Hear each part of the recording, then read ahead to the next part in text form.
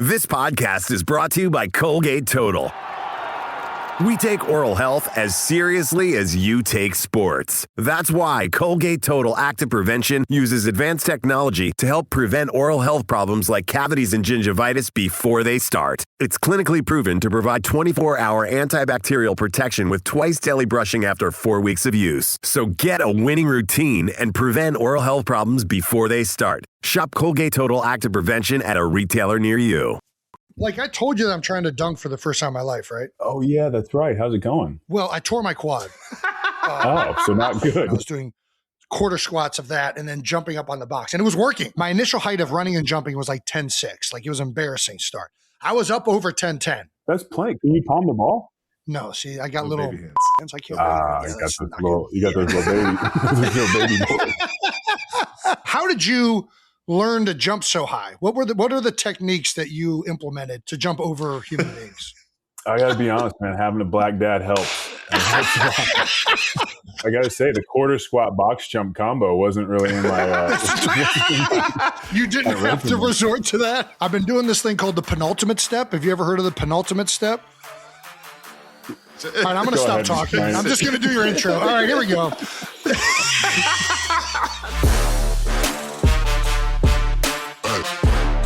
Welcome back to New Heights, ladies and gentlemen.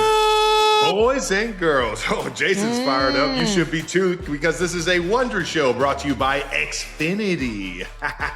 We are your hosts. I'm Travis Kelsey. This is my big brother, Jason Kelsey, out of Cleveland Heights, Ohio. Shout out to the University of Cincinnati. Shout out to the Tigers back in the Heights. Subscribe on YouTube, wherever you get your podcasts, and follow the show on all social media at New Heights Show with one S. Jason, please tell everybody what we got coming up today. 90%ers, we got an amazing episode geared up for you guys today. We are going to talk a little bit about the draft from this past week, obviously covering heavily Chiefs and Eagles picks. We're also going to get into a little out of the house at NASCAR. Don't know if you saw that. Hence the Talladega. Oh, and as well, we have Blake Griffin joining us. That's right. The NBA playoffs are underway.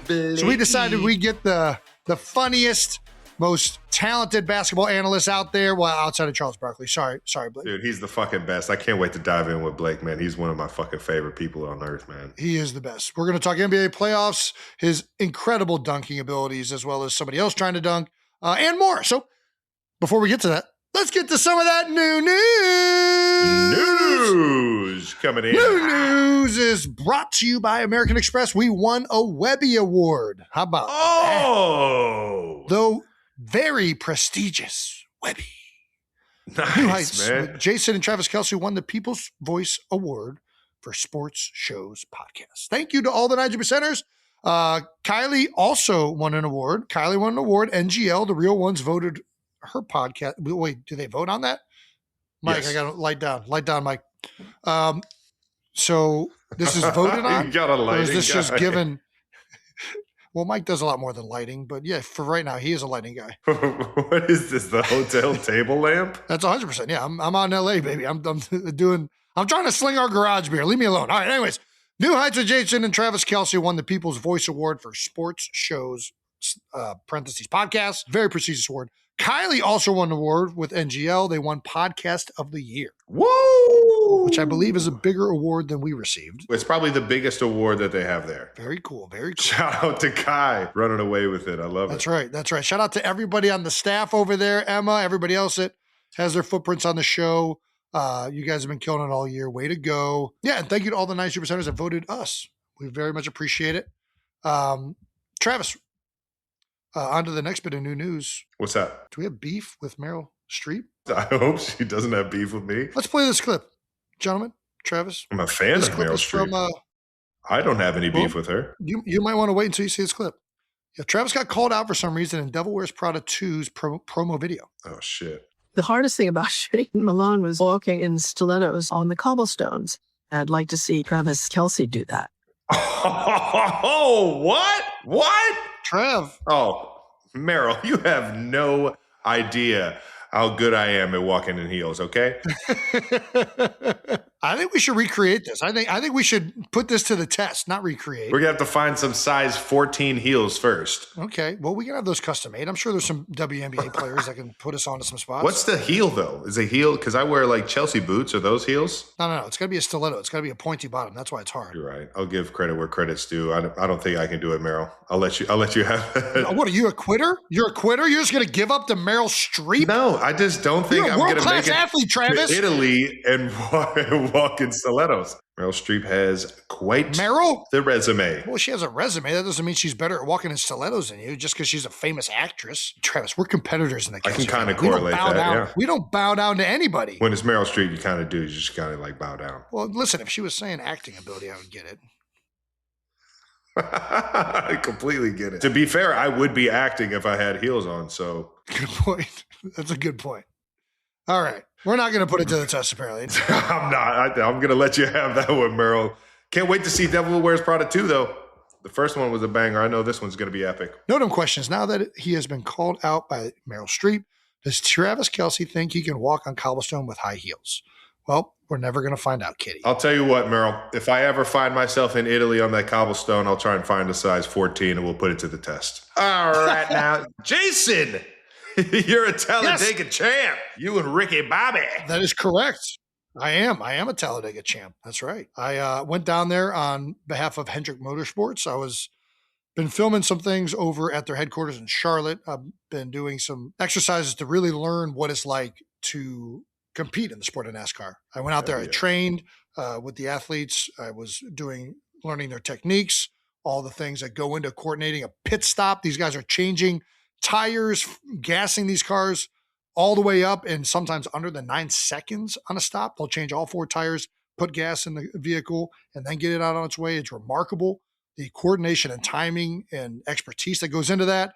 I also went out on the track with William Byron, who drove me around at over 190 miles an hour around the Charlotte Motor Speedway, which was fucking awesome and terrifying all at the same time. I then got to drive my own vehicle. They did not let me drive 190 miles per hour, but I still drove faster than I've ever driven in my life. Ooh, how fast you go? They do it by RPM. So I was driving, this thing had a regulator on it that capped you at 5,000 RPMs.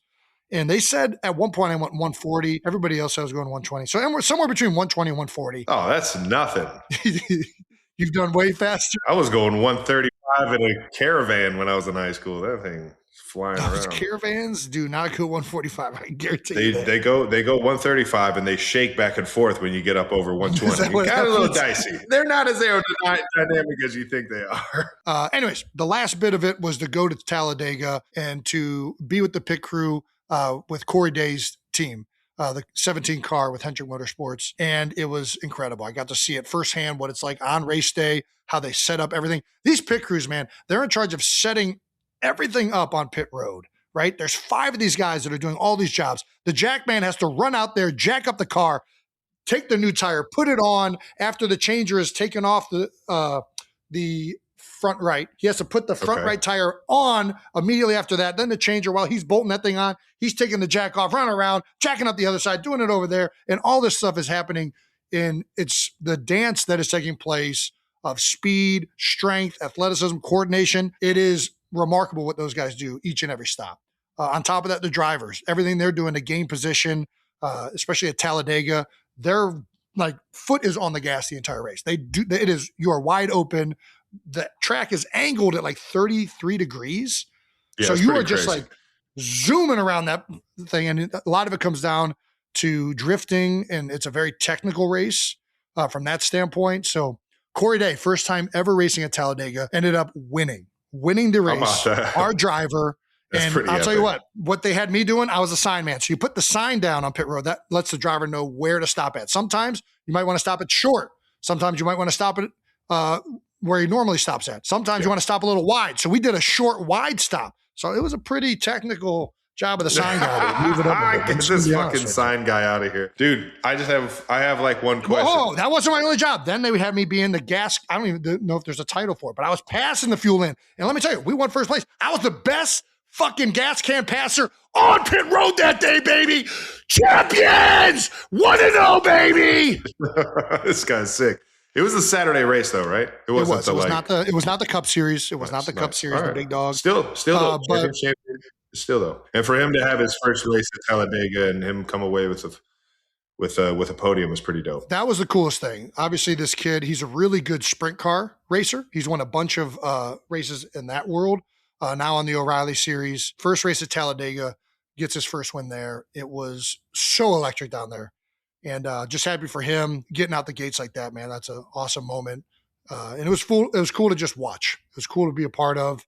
Obviously, my contribution was pretty much nothing. But you know what? I still get to say I'm a NASCAR champion, baby.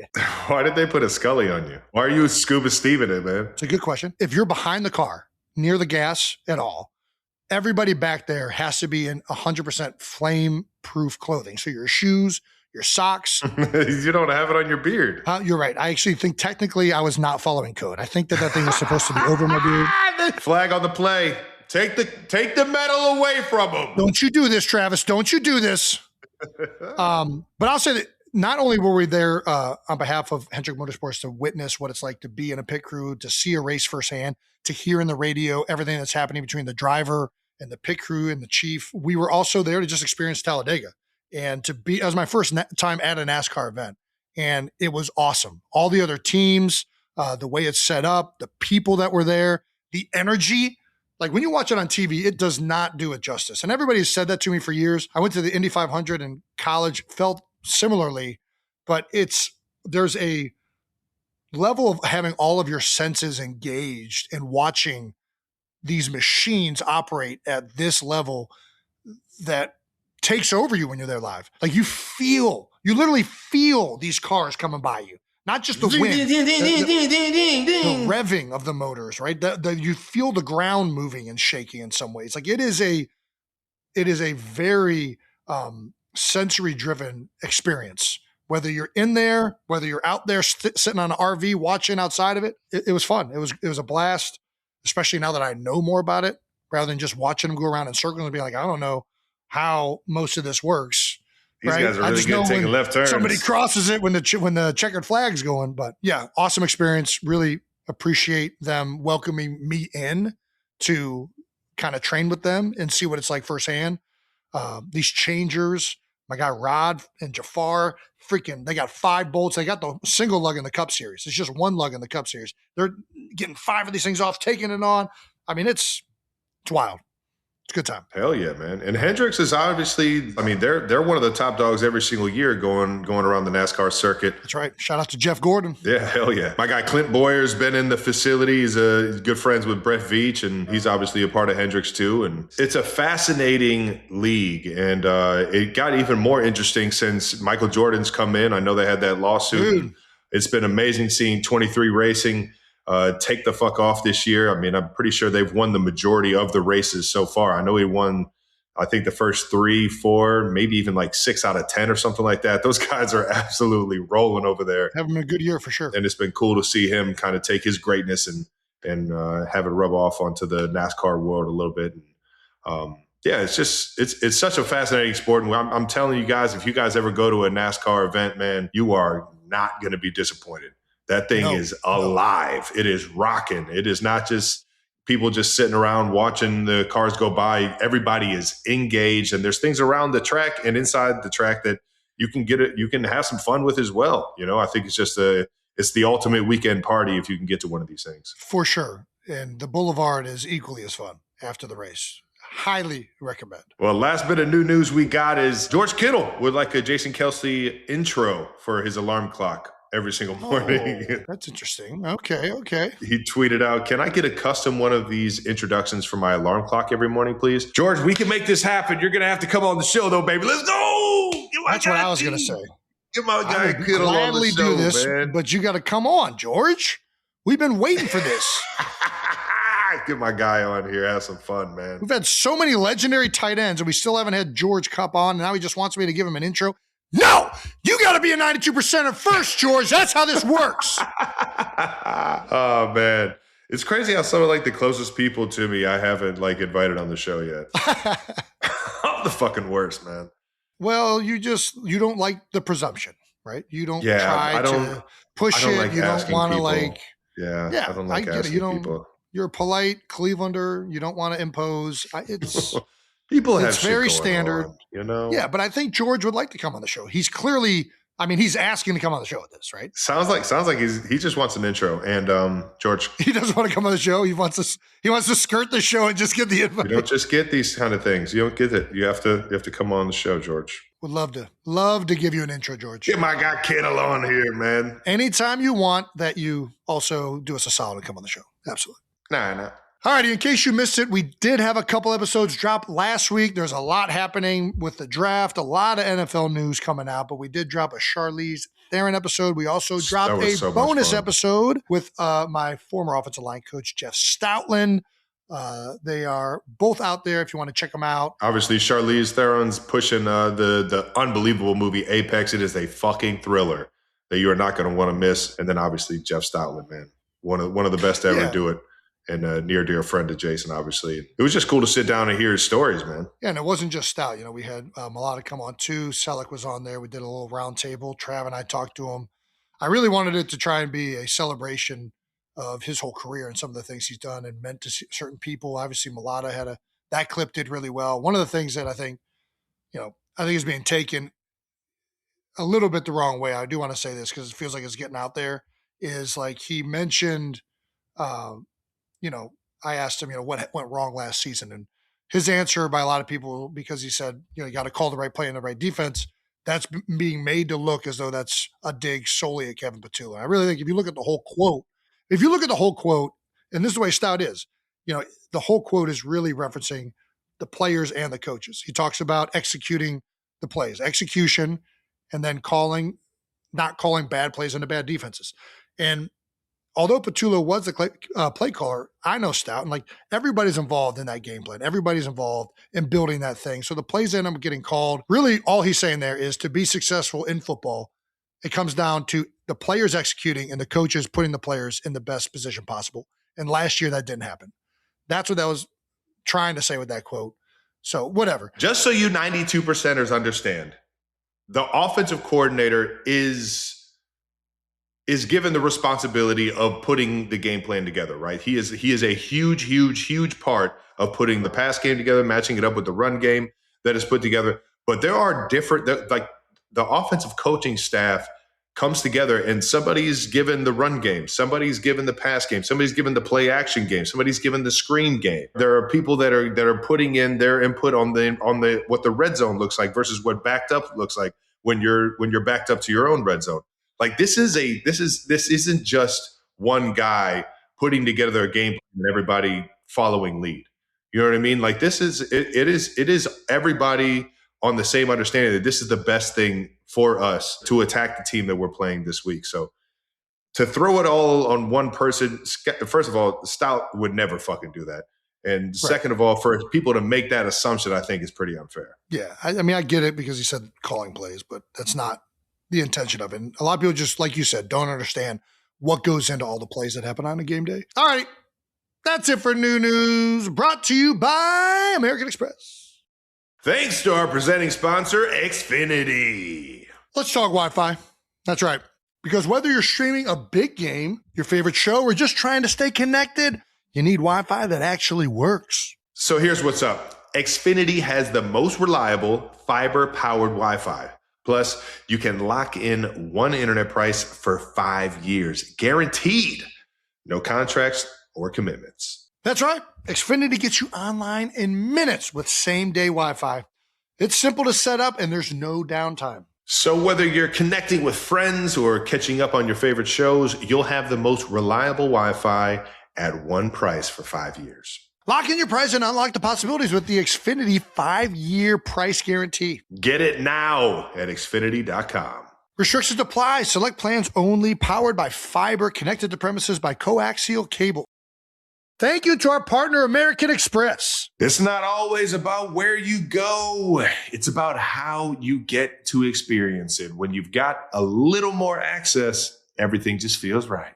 With the American Express Platinum Card, you can get exclusive access to unique experiences worldwide, getting you closer to the moments that matter. And when it comes to game day, Amex is taking membership to a whole new level. As the official payments partner of the NFL, card members around the world can enjoy incredible experiences all season long. Including access to tickets, perks, and on-site activations at select games. That's how you make every game day feel like a win. Unlocking access and elevating the fan experience. Not only does it feel right, but it's membership at its best. Terms apply. Learn more about Amex's partnership with the NFL and premium events collection at go.amex/NFL. Thank you to our partner, Reese's. All righty, before we get into it, we can pull up the photo of Arvil Reese at the draft in his Reese's suit. Okay, another Clevelander on the Reese's train. I see you, dog. There we go. There we go. Look at him. Look at the young fella. Complete tux with the Reese's on the inside. Ohio ball player right there if I've ever seen one. Anyway, Reese's has 2 new limited edition cups. The returning Reese's Strawberry PB&J Cup and the new Reese's Marshmallow Cup. 2 winning combos for an epic lunch. Get these Reese's Strawberry PB&J Cup and the new Reese's Marshmallow Cup today. It's only available a limited time only. Whether you're in school or almost out for summer, these new Reese's are the lunchtime redemption you never know you needed. They might make you wonder if everything happens for a Reese's. Hi. I see what you did there. I see what you did. I see what you doing there. You're insane. Well, how about we get into some NFL draft recap, Jason? How about it, huh? I love that idea, Travis. I had a feeling you'd be down. Draft recap is brought to you by Expedia, the one place you go to go places. Chiefs picks, we moved up to pick 6. We had the 9th pick and the 29th pick, and we traded up for the best DB in the draft, baby. Nice. Look, he almost like he knew it was coming. Is that a red suit? He was in a red suit? No, I think the red light is on him. I think it was more of like a... It's making it look more. Yeah, it was more of like, what's that color? Like a... I don't know. I'm terrible with colors. Like a dusty rose. But DB Mansour, he's down there, Louisiana guy, I believe. Nice. Went to LSU. And this face was made when he saw the Chiefs trade up. So he knew he was going to a pretty respectable team once this happened. And I'm sure he got the call when he saw him going up. Delaying on getting drafted by the Chiefs. A lot of top 10 teams, they're really not too good. But that's not the situation here. We have a championship team. Just had one little down year. But we're right back at it. And that's what I'm talking about, baby. Already coming with the fucking mindset of being a fucking top team. I absolutely love it. We had the 1st round pick, the 29th pick, as well as moving up to get Delane, Clemson DN Peter Woods at 29. And I'm pretty pumped about getting somebody on the other side of Chris Jones there on the D-line.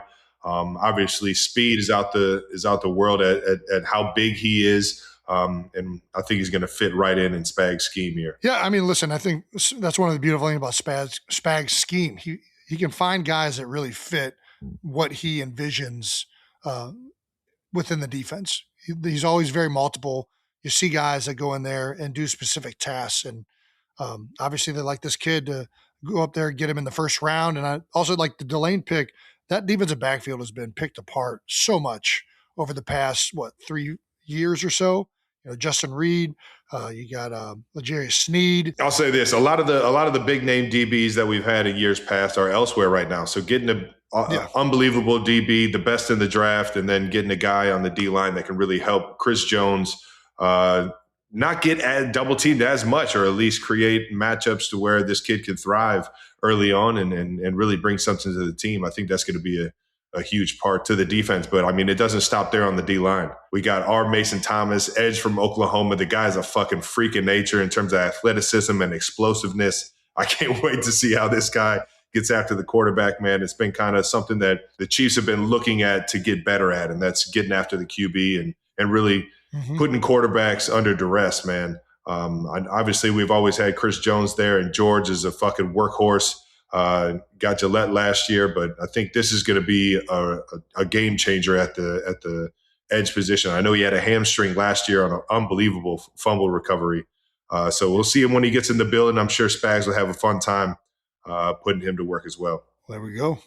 Who else we got here? We got another cornerback from Oregon. He's kind of more of a nickel guy. I'm excited to see this guy get to work. Spags is obviously his nickel package it can get confusing to a lot of guys. So I'm sure Jaden Kennedy is gonna it'd be quite the chess piece for Spags. But after that, 2 to 3 picks that I'm pretty fucking excited about. And that's because they're all finally got to the offensive side of the ball in round 5. Emmett Johnson, running back from Nebraska. I believe he was like first team Big Ten, won a few awards at the running back position last year. We actually got to see him live when Nebraska played Cincinnati at Arrowhead. And then the other sideline, Cyrus Allen, wide receiver from Cincinnati, who I am fucking jacked up to see. We got another Bearcat in the building. We actually got 2 Bearcats in the building. One came as well as Jeff Caldwell in the free agency pickup. But Cyrus Allen he's a route runner, man. He's a route runner. When we were talking about, what do I want to see in a guy in the wide receiver room, he has his own twist on a lot of routes. And he has the quickness. He has the decisiveness. He really knows how to use his shoulders and his quickness and rhythm to get DBs in a bind, man. Listen, he's from Cincinnati, so he's going to be tough. He's going to be physical. He's going to be a guy that loves football. And he loves drafting Bearcats. I mean, look how many successful Bearcats he's drafted. Not just me and you, Brent Selleck, Trent Cole. Yeah, Brian Cook. Oh, Cook. Thank you. Yeah, either way, Andy loves the Bearcats. Cyrus Allen, Cincinnati Bearcat. Tough, physical, fast. Wow. Get this dude out of here. Overall, I thought we did an unbelievable job on getting young guys that looked like they love ball on the film that I watched of them and looked like they can come in and help out right away, man. Garrett Nussmeier, son of a coach. I was actually with his father in Philadelphia. We'll see. Yeah. What do you think of the Chiefs draft class, Trav? A lot of defense early, getting some offensive pieces late. I guess you guys solved some of the offensive stuff early in the draft this year or earlier in free agency this year with Kenneth Walker. Yeah, man, I'm pumped. I'm pumped on just seeing these young guys getting in the building. I thought we had a great team last year. We got a lot of those pieces back, and the ones that we lost, we filled those needs ASAP. So I think these guys, once they get in the building, they feel the culture and they feel how we do things here. It's an exciting time, man. And I thought shout out to Brett Veach and the crew for doing hard work and getting the guys that we need in the building, man. All righty. Well, Eagles also had a draft this week, and they went round 1, pick 20. Makai Lemon, wide receiver out of USC, was the Biletnikoff. I don't know if that's how you say it, but he was the receiver of the year in college football. Should be pretty good. This was a patented Howie Roseman pick. He was expected to be a top 15 guy, started sliding, and Howie trades up ahead of the Steelers to snag him at pick 20. This is just further proof that I think this Eagles offense is changing, right? Like, the Eagles and Jalen Hurts have not thrown the ball over the middle of the field very much. That's something that fans have criticized a lot. And this was really most of his production in college, right? He's a shorter guy, going to operate out of the slot, a little bit smaller, but he is physical. You put that film on, man. This guy can play some fucking ball. Catches everything. They're playing some highlights where he is going up and getting the ball. Strong receiver too, man. He's a strong receiver. A lot of the comparisons are the Amon-Ra St. Brown, Mini Puka Nakua. And you see exactly with this offense that Sean Mannion is bringing with all the motions and shifting the formations from 3-by-1 to 2-by-2, having those guys insert some of the creative, unique things they might be able to do with this guy. Cowboys not too happy that the Eagles traded up for him, or that the Cowboys traded with the Eagles to allow them to come up to 20 and draft Makai Lemon. At JD Cowboys 2, I deadass would have rather traded with North Korea. That's a pretty hilarious tweet right there. I don't know how many picks North Korea had in this one. Didn't see a lot of the Koreans off the board. We have Jerry Jones on trading with the Eagles. If I eliminated trading with all the teams that I wanted to beat their ass, you wouldn't have anybody left to trade with. Meaning he wants to whoop everybody's ass, not just the Eagles. So if he needs to trade, he's not just, not trading to one team. Yeah. Well, we sure appreciate it. We sure appreciate it. Yeah, Eagles have done this where they've been trading up recently. I feel like Howie, a lot of this has gone from like when he sees somebody sliding and sees the perceived value, especially if it's at a position of need, he is not shy at pulling the trigger. Did the same thing with Jalen Carter. Obviously, we drafted value with Cooper DeJean as he was sliding in the draft a couple years ago. They've been doing a great job of getting value out of some of these picks in terms of like where the consensus has them rated. Pick 2, they go tight end from Vanderbilt, Eli Stowers. I don't know anything about him because I don't watch a lot of college football. I know quite a bit about him, man. This kid is a fucking stud. Well, then go ahead, Travis. Please tell me. You guys got a stud, man. The word around town is he doesn't have quite the size, but I'm I'm telling you, man, this kid knows how to play some fucking football, man. He knows how to run routes. He's got a good feel. He can run, and when he has the ball in his hands, man, you'd be surprised on how much with this lack of size that they're saying, how many tackles he breaks, and just how good he is, man. He was one of Vanderbilt's best players, I thought, when I watched him play. And again, it's another thing with this offense, right? Big decision you have to make. Do you go 11 personnel? Do you go 12 personnel? How can you do all these runs and concepts and motioning guys around? And 12 personnel, a lot of teams utilize it. I mean, the Rams were utilizing 13 personnel, one running back with 3 tight ends. When you have a guy that can go out wide while also coming inside and block linebackers and safeties, crack down on the defensive end, you have screen options with them. These guys are very valuable, and we see it addressed right away with the first-round pick with Mekhi Lemon and the second-round pick with Eli Stowers. Oh, yeah. Third pick, they address the offensive line. Obviously, Lane Johnson is getting a little bit older. We thought they would take a tackle at some point. Some people thought it would be earlier in the draft. They ended up addressing it at the third round at pick 68 with Markel Bell. Monstrous of a man. This guy is huge. We don't have his stats up here, but he's something like 6'9", 350, basically. He is a big boy. He's a big boy. He's a big man out here in Philadelphia. How big of a boy are you? He's a big boy. He's a big old son of a gun. Honestly, this one, I mean, mountain of a man. Long arms, big old hands. Not the most fleet of foot, which is a little surprising in some ways to me because this system is more rooted in outside zone concepts. Traditionally, these offenses have drafted guys that can open their hips and run and cut off on the backside and do screens and play well with the misdirection game. This guy is suited to be a great pass blocker, right? Drop back, long arms, very rangy, going to be very good in that regard as long as he can mirror and redirect with people. More of a power downhill guy, which some of these offenses have shifted recently. The Rams now run more duo than they do outside zone, right? Those offenses started in outside zone. Now they're running more dive concepts, more downhill plays. Maybe that's something that'll tell you about what the Eagles think they might do in the future. They don't go with the smaller, more athletically nimble tackle. They go with the big stalwart that'll be able to protect the quarterback and run downhill runs. Interesting pick there in the third round. Round 5, they go Cole Payton. Get a little quarterback depth from North Dakota State. We've had some North Dakota State success at the quarterback position. Okay, Carson. Shout out. Cole Payton. Interesting. We still have Tanner McKee on the roster. Obviously, Jalen Hurts is a starter. We still have Tanner McKee. Went out and signed in this offseason Andy Dalton. Now we have another quarterback in the room and Cole Payton in round 5. Round 6, they go Micah Morris. Different than Markel Bell. Equally as big. Monsters, man. This guy is explosive. He's close to that 350 bill mark too. I mean, he's a big boy. These are big boys out here in Philadelphia. He's close to 340, pushing that, something like that. I mean, the jersey's hanging on for dear life when you put that tape on. He is 6'5", huge, but this guy can move. I mean, he's jumping 30 inches at that weight. He's running sub 5 in the 40. I don't even know if that's true, but his RAS score was off the charts.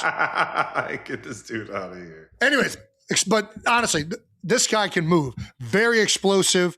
Honestly, you look at the metrics, it's like, why was this guy around in the 6th round? Which kind of is concerning a little bit. Like when you're that big, that strong, that fast, you're not supposed to be there in the 6th round, right? You're usually going earlier. So maybe the tape is more of a developmental player. I don't know what I didn't watch him specifically, but when you look at the metrics, like this guy should be a much higher pick.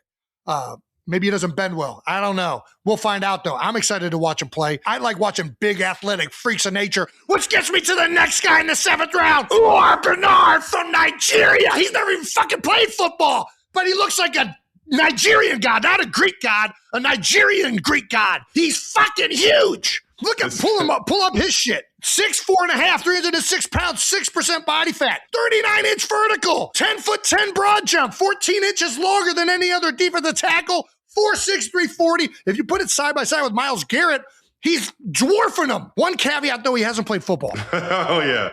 Just a small. He's a D lineman. Just fucking run fast and hit people and get in the way. Wreak havoc. Knock shit over. You're fucking superhuman. Put his highlights up of him working out, because I do want to point this out.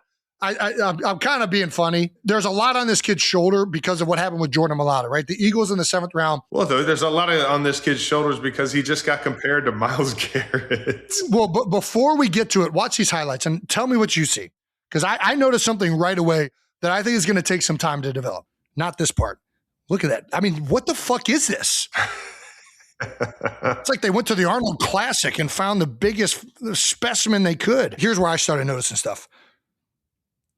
What do you see? I mean, he's just not used to moving like a football player. He can get going straight, but he's just got to put in a lot of work, and it's a different type of skill set, man. Exactly. Well, here's the thing. The metrics are off the charts. So to get a guy with this much physical talent in the 7th round is incredible.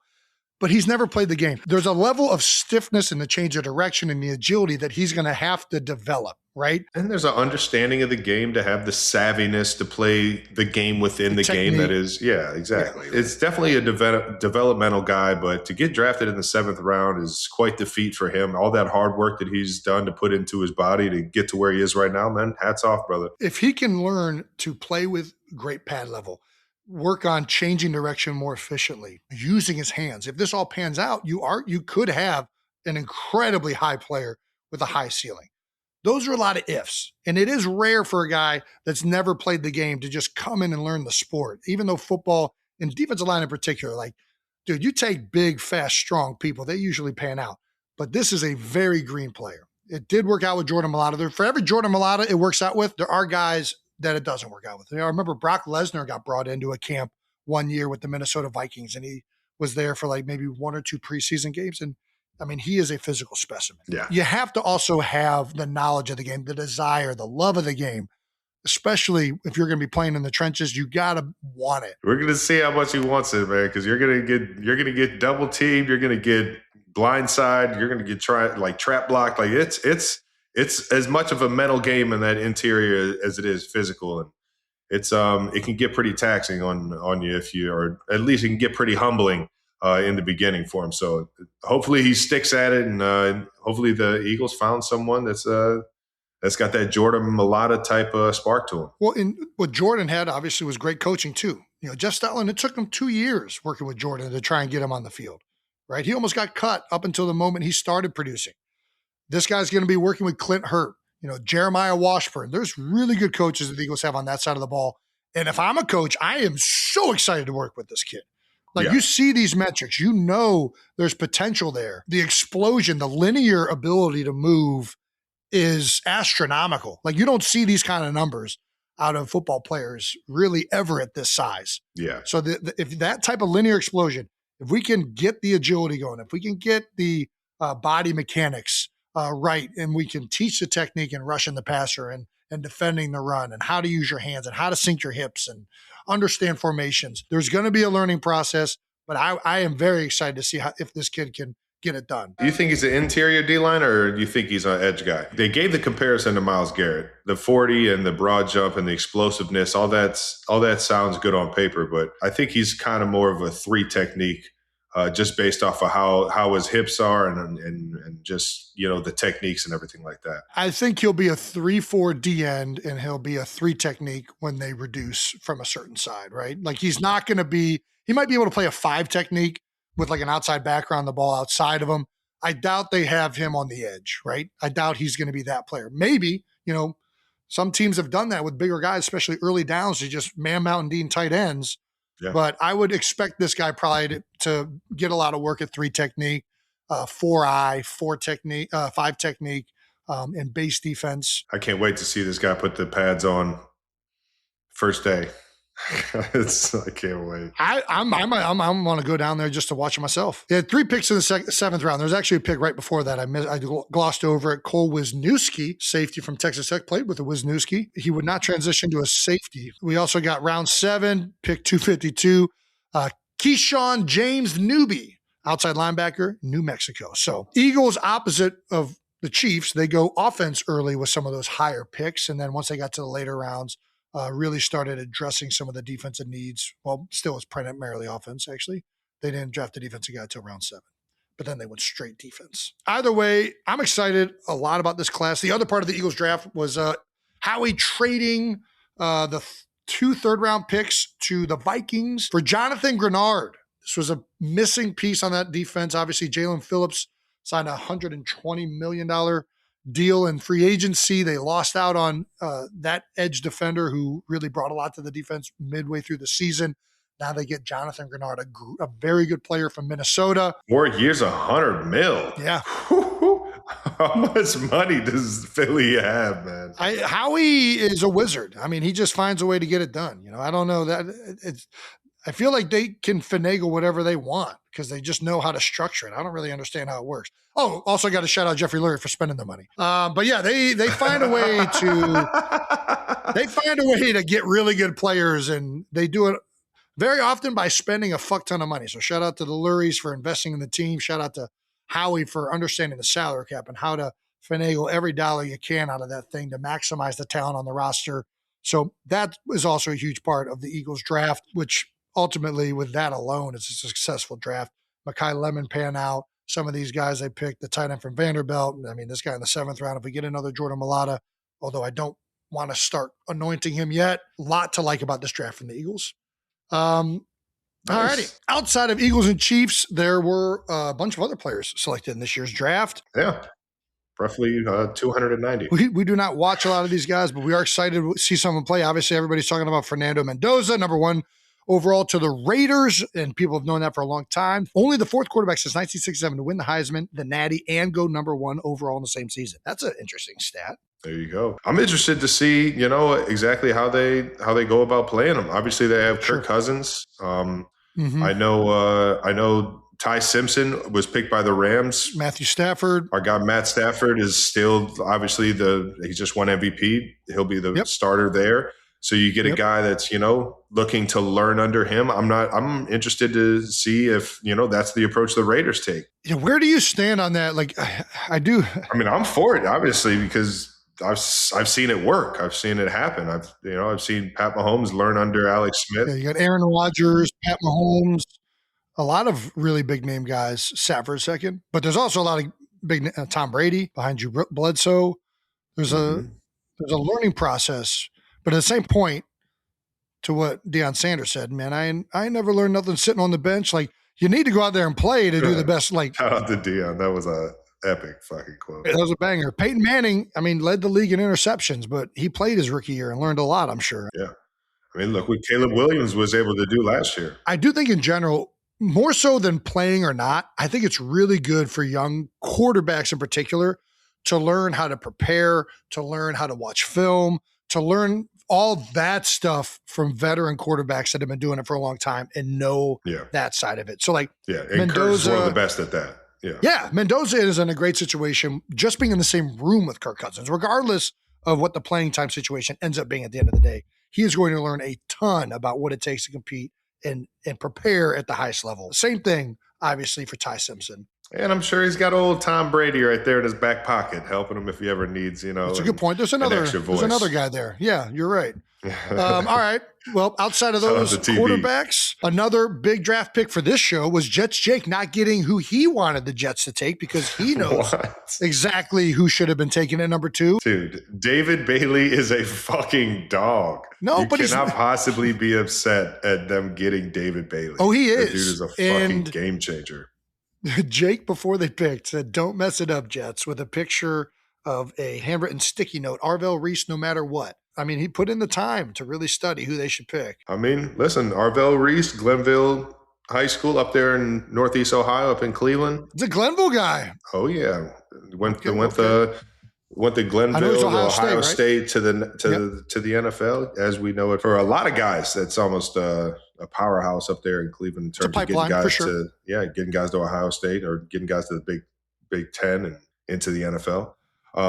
So I'm excited for, just to see Arvell Reese, play some football in the league, man, fellow Cleveland guy. But I think David Bailey was a pretty goddamn good pick. Nothing will bring me greater joy than when David Bailey turns into like a 10-year New York Jet, like multiple Pro Bowls, and is like, I just can't wait for Jake to have to eat that entire sticky note. Sorry, love you, Jake. All right, last thing, shout out the lineman Caleb Lomu, drafted in flip-flops and jorts. This is a big green flag for offensive linemen wearing jorts and flip-flops. Tells me with all a quarter I need zip? to know. I'm fine with a quarter zip. Quarter zip's nice and comfy. Those are nice jeans. So nice. Yeah, they're not cutoffs. Shaven. Definitely better. Nice it's shave, bigger green shades. flag if you cut off those jean shorts yourself. Those are bought jorts. Bought jorts, not made jorts. Well, maybe he's not as good with scissors. Either way, I did love the internet falling in love with him dancing. Did you see these dance moves from my guy Caleb? I did see them, but I'll see him again. Come on, put him up there. Very similar. Lane Johnson's got some similar moves. I've seen him pull in the locker room. I think he's got good hips, fluidity, smooth. To move like this, you got to be kind of athletic. You can't just be pulling that out if you're big stiffy. No, listen, if you're Dude, I'm all in. I think this is a major green flag. I really do. Oh, yeah. Good hips, rhythm, loose, confident. Come on now. Show it off, big dog. That's hilarious. All righty. That's a wrap for the New Heights Draft Recap. The New Heights Draft Recap was brought to you by Expedia. Yes. Thank you to our partner, Expedia. Summer trips, weekend getaways. Most of us have travel on the brain right now. And honestly, you want to keep planning simple. That's where Expedia comes in. It's the all-in-one travel shop. Ain't that the truth? Flights, hotels, vacation rentals, cars, activities, everything is right there on the app. Dude, I remember going on trips when we were kids, and it felt like everything was booked on Expedia because of how much mom went through all these different avenues to make sure it was all set up for us. And yep. I mean, it definitely just makes it more synchronized and just makes it feel easier when you're actually on the trip itself. No question, especially when mom's taking care of all of that logistical stuff. Yeah, mom had some help from Expedia to really nail down those trips. Dad, you just do the driving. Yeah, Dad, he might have booked. Yeah, Mom did most of the heavy lifting. Here's the thing about planning a group trip. It gets messy fast. Everyone's got different schedules, different ideas. Yeah, but no stress, Jason. Expedia's got you. When you bundle, you can save up to 30%. Everything you need in one app. Expedia, the one place you go to go places. Members only, savings vary. See site for details. Thank you to our sponsor, Planet Fitness. We all know how hard it is to stay on top of your fitness when you've got a million things going on. No question. But here's the thing. Planet Fitness makes it easy. They've got all the equipment you actually want, plate-loaded strength machines, functional training equipment, treadmills, free weights, all of it. And get this, there's over 2,800 locations. That's a lot of locations. So no matter where you are, there's usually one nearby. Oh, and memberships, they start at $15 a month. Most clubs are open 24 hours too, so you can roll in whenever it works for you. Whether you're bouncing between cities for work or just balancing a busy schedule, Planet Fitness has you covered. Get strong at Planet Fitness. Join the club today in person, online, or the free Planet Fitness app. Hours, amenities, and offers vary by club. Check out planetfitness.com or stop by your local club for more information. Must be 18 years old to enroll or 13 to 17 with a parent or guardian. Thank you to our sponsor, Allstate. Checking Allstate first could save you hundreds on car insurance. That's smart. Not checking your appearance before a big interview. Man, nothing says welcome to Hollywood like a stained shirt or bedhead. What are you trying to say? Nothing. I ain't saying nothing. Yeah, checking first is smart. So check Allstate first for a quote that could save you hundreds. You're in good hands with Allstate. Potential savings vary, subject to terms, conditions, and availability. Allstate North American Insurance Company and affiliates, Northbrook, Illinois. And that brings us to our next section, the one we've been looking forward to all show. It's time for our convo with Blake Griffin. That's right, the one and only. This conversation is brought to you by Reese's. Tee up Blake's highlights. We'll just watch them. God damn. That alone will be the most electric episode we've ever done. So what about this one? Do you remember this one? Holy shit. How did you learn to jump so high? What were you thinking? What were you thinking when you did that? When you jumped over Timothy Mozgov, was that planned or how did you feel about that? Like I told you that I'm trying to dunk for the first time in my life, right? I told you this, right? Oh, yeah, that's right. How's it going? Well, I tore my quad.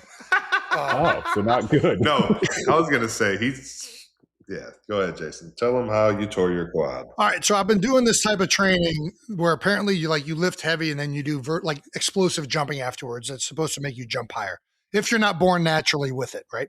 So I was doing heavy quarter squats, If you're not born naturally. supplemented with jumping on top of a box.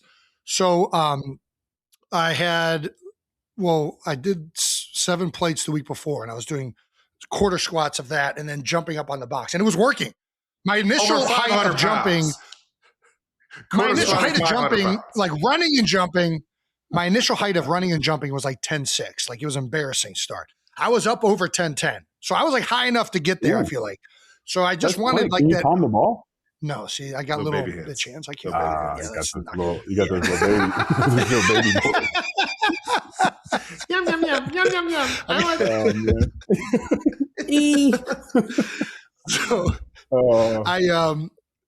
So I try to get just one more inch, hopefully, and I go back in there and I'm squatting again. And the week after that, I tore my quad doing the quarter squat and had to sit it down. But I'm getting ready to start it again. Do you have any how did you learn to jump so high? What are the techniques that you implemented to jump over human beings? I got to be honest, man. Having a black dad helps. I don't know. I mean, my mom, she didn't bring much to the table. Great athlete in her own right.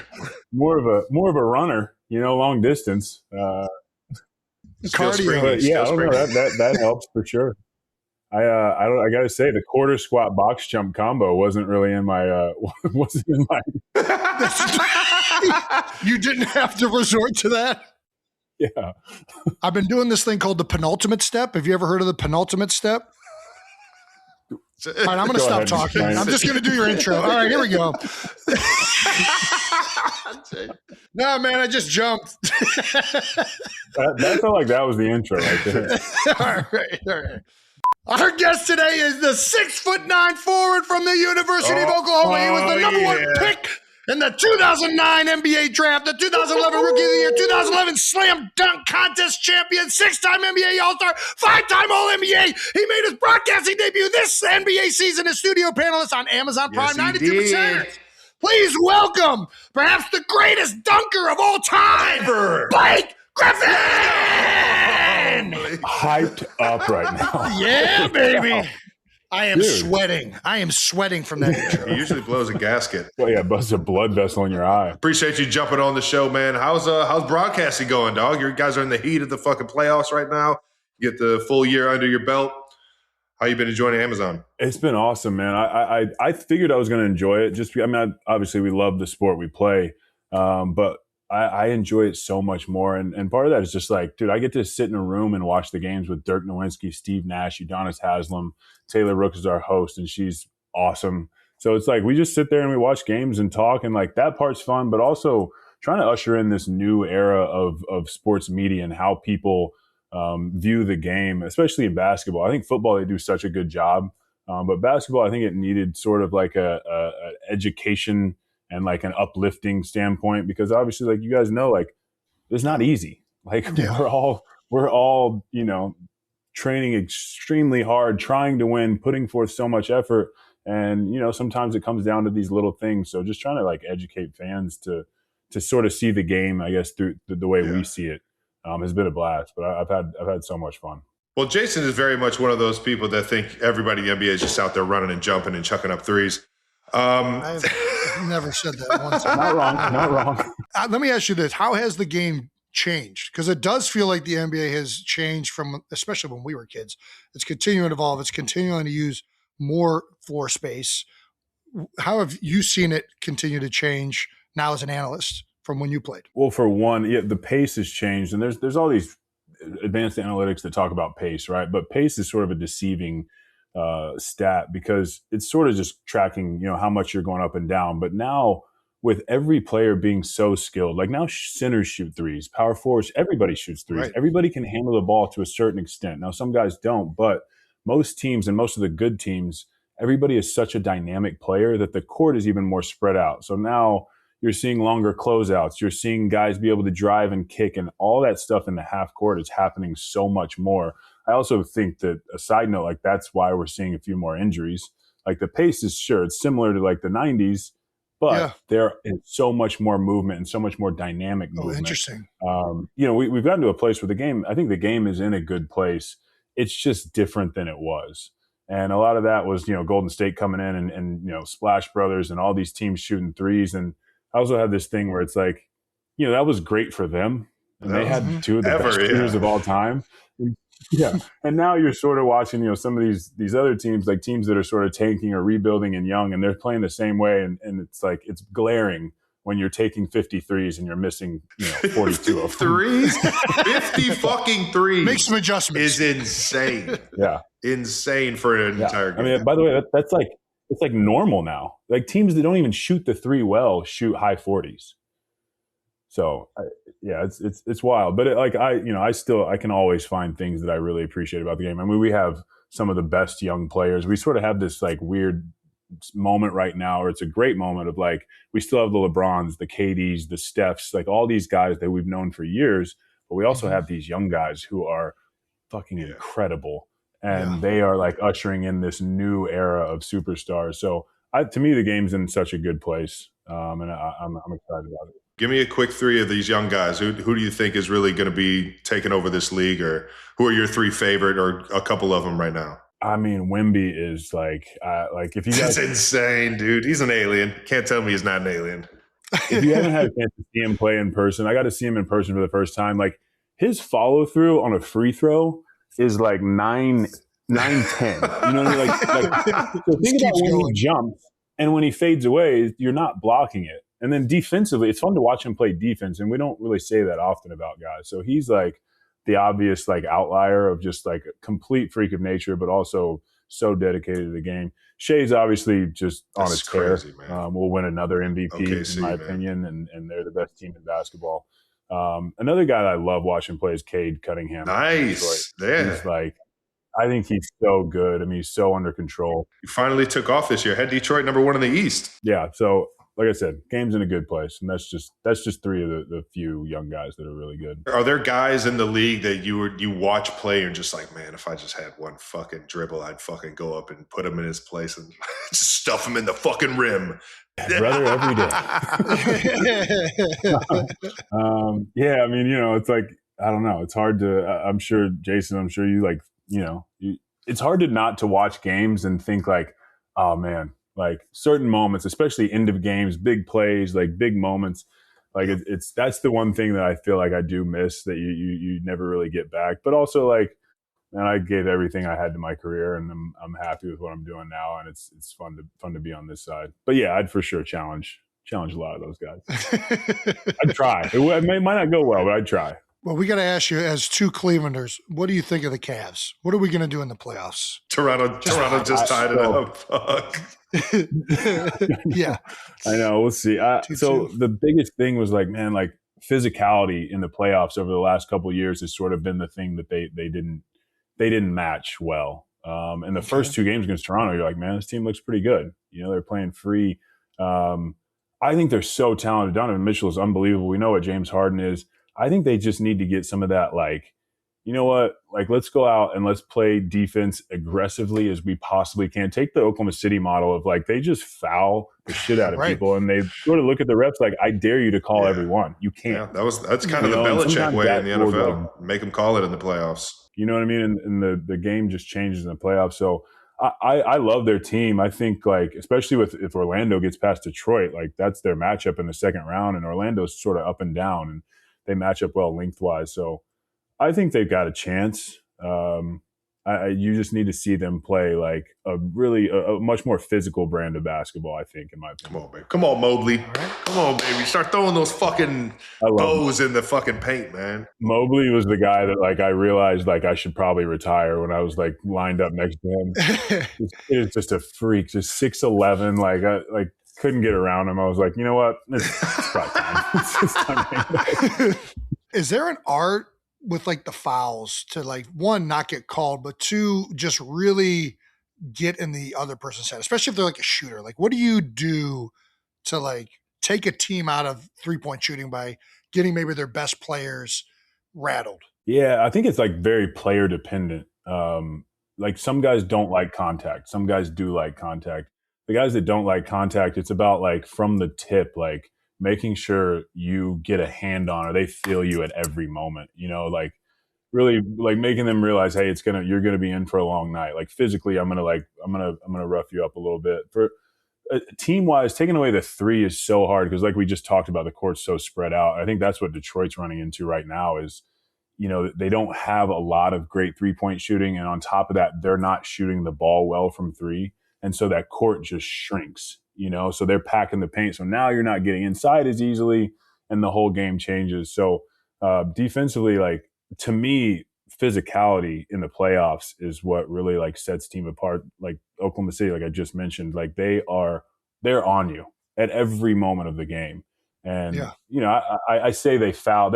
I wouldn't say they just play so physical that they're sort of setting the team that hits first and sets the physicality level. Like that's the team that sort of dictates the game, in my opinion, especially similar in the NFL, man. If you come out and you fucking set the tone early, man, that'll put a team in a tough position. Yeah, is that like a thing you guys would like talk or think about? Is like, hey, like what even if you're starting offensively, like you're like, hey, like we just want to make our presence felt first drive. First play, we're going to come out in 13%. We're coming out with three tight ends.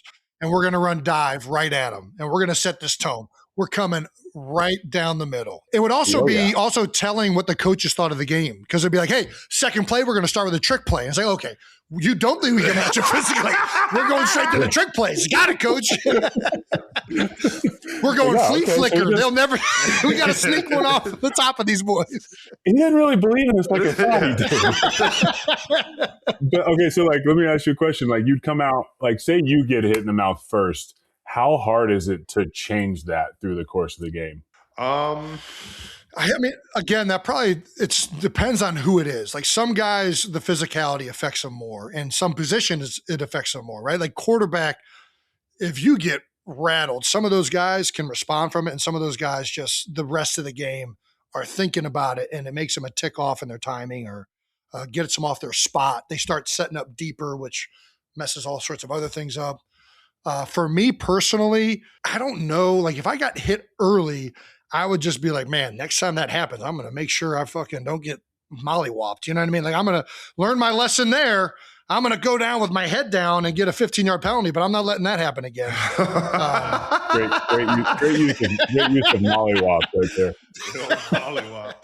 No, I kind of need that first hit. I like that first hit to happen early for me. It does kind of snap you into it. It like kind of gets the juices flowing, activates some things, gets your mind into it, and then from there it's just kind of like, the armor is set and you're ready to fucking roll. But I kind of like getting involved early so I get that catch and try and impose my will or set the tone with a first down or something like that. Get up and start hooting and hollering and get guys pissed off on the other side of the ball. Yeah. Oh, that's the best. When you've got a team pissed off, it's the best. Dude, so you used to play football? What position? You got to tell me, what age did you stop playing? I stopped my sophomore year. I was just like playing too much basketball, but I was a wide receiver and like a safety. I didn't really like fill out until like after my sophomore year.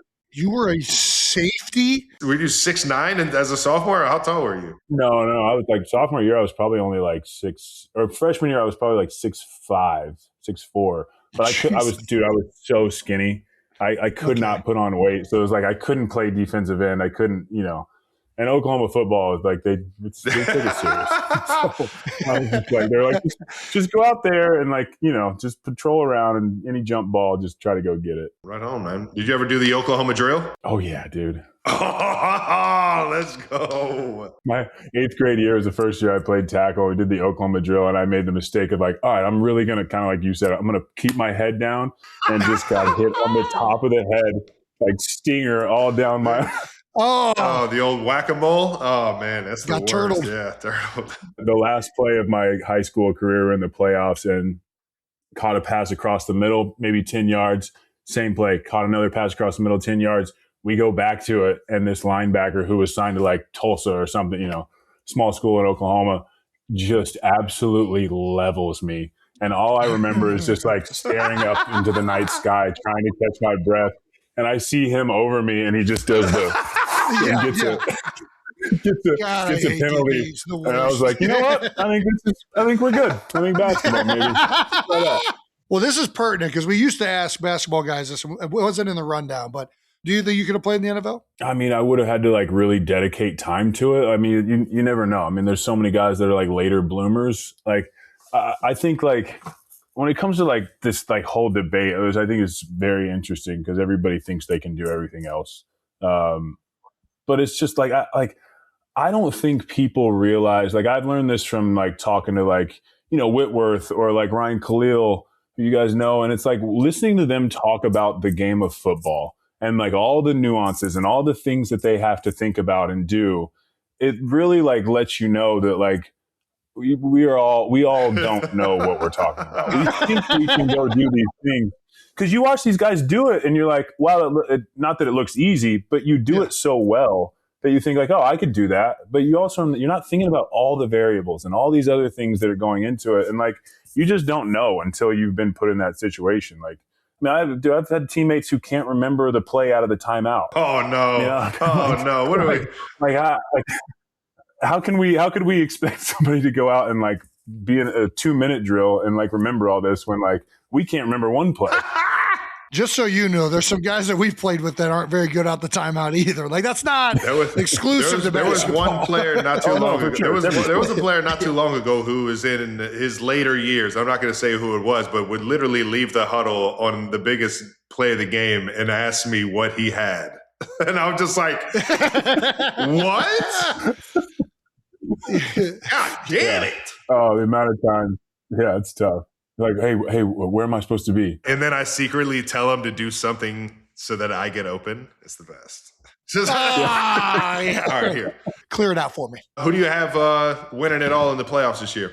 Or the NBA championship, I should say. I mean, Oklahoma City is the best team, like barring like an injury. I mean, they're a little bit banged up right now, but they look fantastic. The East is super interesting to me because Boston was supposed to be like a down year, like with all the injuries, they traded guys away. It was Jason Tatum was out, and then Jaylen Brown just had a monster year. They had guys step up. I mean, Brad Stevens literally a couple hours ago won executive of the year. I mean, they just put this team together so well. Joe Mazzulla is a great coach. Jason Tatum's now back. And so to me now, after watching how, Cleveland looks, Detroit looks, and the Knicks look, like I'm like, man, Boston, in my opinion right now, is the team that's going to match up with Oklahoma City in the finals. But Oklahoma City healthy, man, that's tough. They're a good team. Being from Cleveland, I still hope that they find a way to get physical on the defensive side. Come on, Cavs! Come on! You heard it, boys. Just get physical. Just listen to Blake. Don't listen to your coach. Listen to Blake. Go watch Lance Stevenson clips from when he was with was it Pacers? Do you remember that when he was doing fucking LeBron's ear? That's not the physicality that we're talking about, Jason. That's not what Blake's talking the about. opposite of what I'm talking about. Well, Blake, you and your brother got drafted in the same year. How about that? How often do you remind him that you were the first overall pick and he was 48th? Oh man, you know what? I pretty much every day. No, that was like talk about like a dream come true. I mean, obviously you guys both got to play at the same time, but like, man, like draft night, like it was like a little stressful because it was like, I was fortunate enough to go one, and then we were kind of waiting around, and then when it happened, it was just like, this is the best night ever. Family, friends there, and like, to like do that thing that you've been watching on TV for so long and being like, one day I hope to do it with your brother the same year was pretty cool. And your brother's in the financial world now, right? Yeah, he started when he retired. Like my brother was always like straight A student, perfect kid, great basketball player. Yeah, so annoying. Never be Jason. I was always Taylor's brother growing up. It was like, oh, there's Taylor's brother, and it was just like, oh. But yeah, so when he retired, like I was like, man, nobody better to like sort of have in my corner to like help me out, and like not even like as a man, but he started sort of managing my investment stuff. I was kind of like spread out all over the place, and he put his head down and went around and met with a bunch of people and really figured out that space really well. I went to work for a PE company, and now we have a VC fund that we run, and it's a blast. I mean, it's still to this day being able to like, like you guys being able to like still do stuff together is like just the best. I was always little Kels. It was like, yeah, there's little Kels. Well, he's pretty good at sports, but he can't read or write. So who knows? Who knows? We still haven't seen him play it in game yet. Good kid. Yeah, good kid. though. Good kid, though. Yeah, but look at you now, dude. You can read now. Yeah. Thank you. Well- Do audio. Yeah. That's why Jason does the intros. You hit that one on the head. Half the time, I can't even pronounce the name of the people we have on here. Your dad coached you guys in high school? Yeah, man. You guys had to have won state. We did. I won 4. My brother won 2. And it was we played in like a little bit lower division, but man, my dad was like a legendary high school basketball coach. He's coached for 40 plus years and like, I don't know, 15 state championships, something like that. And just, He must have played, right? yeah, he played like basketball and football in college, like a small college. And then when he coached football and basketball, and then he only coached basketball. I think like when I was young, I think maybe like 8 or 9, he kind of stopped coaching football and just was like all basketball. Yep, these boys going to the NBA. Waste my time with that pigskin. He had a vision. Yeah, it was awesome though. It was really cool. And also like, dude, like, you know, he pushed me harder than maybe another coach would have, because he knew exactly how to make me work, you know, and I was like, you know, sounds like I was a little bit more like Travis, just a little scattered, a little everywhere, getting in trouble a little bit too much. Get a good growth spurt. Everybody saw the potential. Yeah, exactly. Like, oh, okay, now we'll give this kid a chance. Wow, he's powerful. He just jumped and touched the top of the backboard. That's amazing. Yeah. It's all those quarter squats, man. That's right. Dude, when you came on the scene at OU, holy fucking shit. Did you know that you were just going to fucking take it over like that? Like, I don't know how to explain it. We were watching it from the fucking like Cincinnati and Cleveland, and you fucking were dunking on everybody, going coast to coast, fucking just the most athletic, powerful. Did you know you like were going to take over the fucking college basketball world like that? No, dude. I mean, my freshman year, I had like a solid freshman year, and I like, there was some moments my freshman year, I was like, okay, like I can do this. Like, I feel like, you know, I'm getting a little bit of buzz here, but decided to come back, didn't enter the draft after my freshman year, decided to come back. And dude, I went away. My brother and I went and worked out with us. We found this trainer in San Francisco. This guy's like nuts. And we went for 2 straight months, had no money, you know, in college. And we worked out for 2 straight months. It was like 6 days a week. We were like running sand hills, and it's like unconventional training. We do basketball in the morning, work out in the afternoon, go back and do basketball. And that's when I came back to campus for like summer workouts, it was like a very clear difference. And like, it was big for me because it was like, I realized, you know, the value of hard work. And I always felt like I worked hard, but like I really like put in a lot of time. And that's sort of when I made that like jump. And then my sophomore year was kind of when I sort of broke out like on a national scale. But man, college was so fun. I loved every minute of it. Was it always Oklahoma? It actually wasn't. So my brother committed and played there his freshman year. And then they got a new coach. Kelvin Sampson left. There was like some recruiting violations. They got this new coach. And I honestly like, dude, I loved Kansas. I loved Florida. Thought about going to play with our boy. Cause you know, I'd known CP for years, you know, playing AAU and stuff. And then I had like Duke and North Carolina on my list, but that was kind of like just like it felt like it was like just a lifelong dream of like Duke and North Carolina. But I wanted to go to a place where like, my brother was there, you know, it was close to home. My parents could come watch us play. And then also just like wanted to go to a place where you felt like they really believed in you and you were going to be the guy and you were going to get the opportunity. Yeah. And I'm so glad I did. Like, that's always kind of my advice to like younger guys is like, you can't fall for everything these coaches are telling you. Cause like, you know, their job's on the line every year, just like everybody else. So go to a place that you're really, appreciated, which is crazy because it's the complete opposite now with NIL. Dude, I was about to say, you can go, and you can get to the league from just about anywhere. And that's any league, that is. You know what I mean? That if the film is out there, and sometimes all you need is that step in the door, man. But it's way different, especially over there in Oklahoma where you guys got actual like booster money. Yeah, football players were eating good when I was there. O-line was heavy. Yeah. Very relatable, obviously, with Travis and I going to Cincinnati. And that was similar to us, is like, I played for 3 different head coaches. So that was the model back then, was like, you got to fall in love with the university and like where you're at, as opposed to that. Cause that could change. I mean, on average, coaches were getting fired or taking promotions within 3 years, especially at the smaller schools. Like it was going to be quick turnover. But yeah, NIL's changed all of it. Where do you stand on NIL? Are you pro NIL? I'm somewhere in between because what we've done is effectively created a pro sports model without the things that keep professional sports on the rails. Like, and it, sure, it's hard to like unionize like all those college athletes. And so to me, what it should be is like football, basketball, men's and women's basketball and football are usually the money earners at schools. And like, so those sports, like there should be a union, there should be a collective bargaining agreement, there should be a salary cap. That we have to sort of rein in the transfer thing. I get it. Like you shouldn't be stuck at a school, but you can't. I mean, some guys are on their 5th school in 5 years. Yeah, there should be a commitment, like a 1, 2, 3 year deal. Like there should be something from the player that's like, hey, I'm bought into this relationship as well. I mean, you said it. Like you have to fall in love with the university. Like I loved going to the University of Oklahoma, and I'm not saying like it's wrong now because kids are doing what they should be doing. Like go get as much money as possible, and for sure. do whatever. If you're not the can. Starter here, go to a school that'll pay you to be the starter. Yeah, there's no blame from me on the athlete side.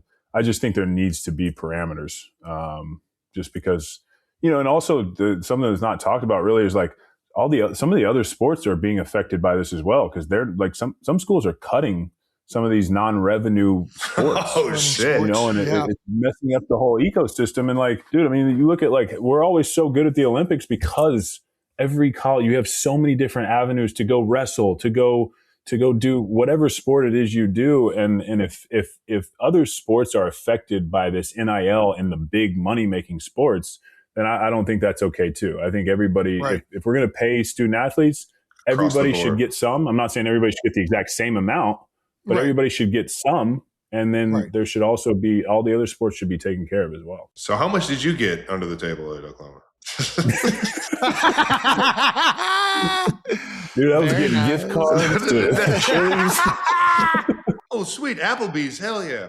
Those appetizers at Applebee's are going down easy, boys. Real Midwestern deep cut. Yeah, no doubt.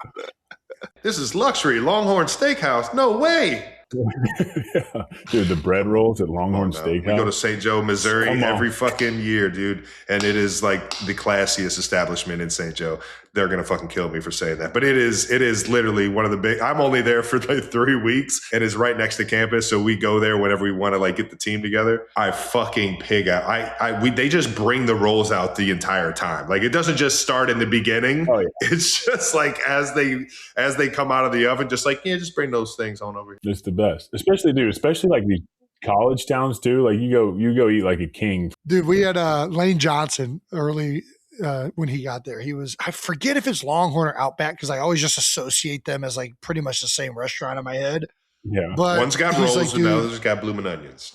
Either way, he's like, dude, you got to get the chicken fingers. And I'm like, bro, you want me to go get the chicken fingers? He's like, just trust me. And I was like, how much have you eaten of like Longhorn to know that the chicken fingers is like where you've gotten to that part of the menu that you're just getting chicken fingers. So we went and I got the chicken fingers and he was right. The chicken fingers were absolutely fantastic. Blake, you're drafted number 1 overall to the Clippers. What was it like going to the NBA, being the number 1 overall draft pick? I mean, truly, like, obviously like a dream come true, but also like, I don't know if people remember, but like the Clippers was like, you put the clip. Yeah, you took the Clippers up there. They had the number 1 pick for a reason. Yeah, exactly.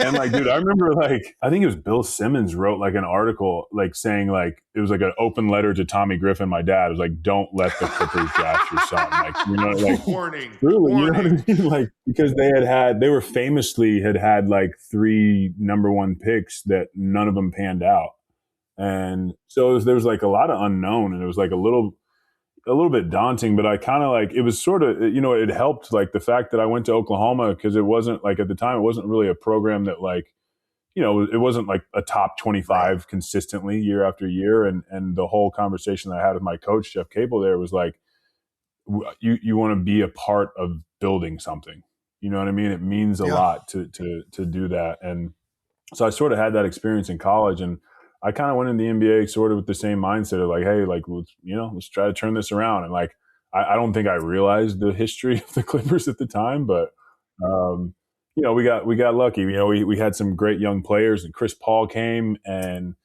that team, started running, and I think that's one of the things that we're like very proud of to this day is like, the Clippers still have their faults, but like they're not looked at in the same light, and we felt like we were sort of like part of that team that sort of tried to change that mindset of the Clippers. When it was you, CP, DeAndre Jordan, fucking dunking on everybody, every fucking game was a highlight reel.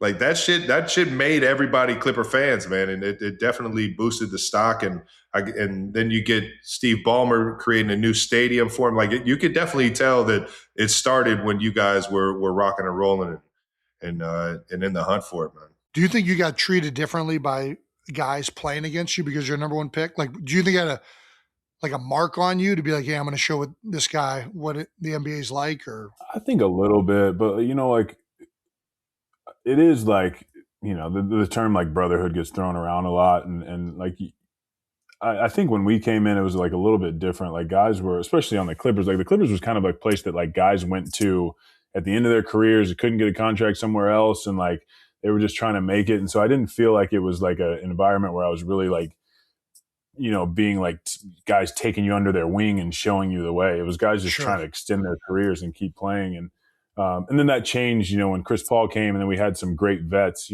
Chauncey Billups, Grant Hill, like we had Lamar Odom, who was like just one of my favorite teammates, Jamal Crawford. So we sort of had that later on, but yeah, I mean, I think you have a target on your back as like the number one pick. But like I also had like a chip on my shoulder because I had to sit out my whole first year. My first year I was hurt, and like I had to hear for an entire year. I had to hear about how the Clippers messed up another draft pick, and like this guy was going to be a bust, and like I'm just sitting there like just steaming, just ready to so ready to like play that like when I finally did. That next year I was like, no mercy, just try to go dunk everything and try to just like play as hard as you can. Then you came in and you went straight to the All-Star game, which is fucking, that's the Blake Griffin we all know. Was that the year that you jumped into the dunk contest too? Yeah, that was my rookie year. So like, I mean, I set out my whole first year, so that wasn't my rookie year. So the next one I came back, that was my rookie year. And then, yeah, I was like, got lucky, man. I made the All-Star game and got to do the dunk contest and checked off some boxes. Everybody looks at the dunk contest like it just isn't what it was because you don't have the huge names that you typically saw, at least we saw growing up, the superstars of the league. So did you feel that like, had that always been a dream of yours, or did you feel like you kind of owed that to the game? Or yeah, I mean both. I definitely like. I mean, I would record Vince Carter's dunk contest. 97. Like, come on now. I recorded him, dude. I mean, that was like my childhood, and that was like peak. Like watching like tapes of like Michael Jordan doing the dunk contest and all these big names. Like it was like, yeah, I want to do that.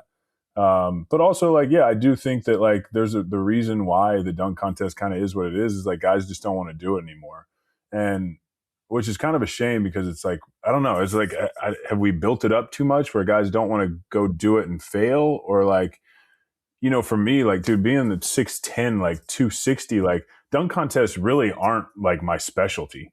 Like just dunking in game is more like my thing.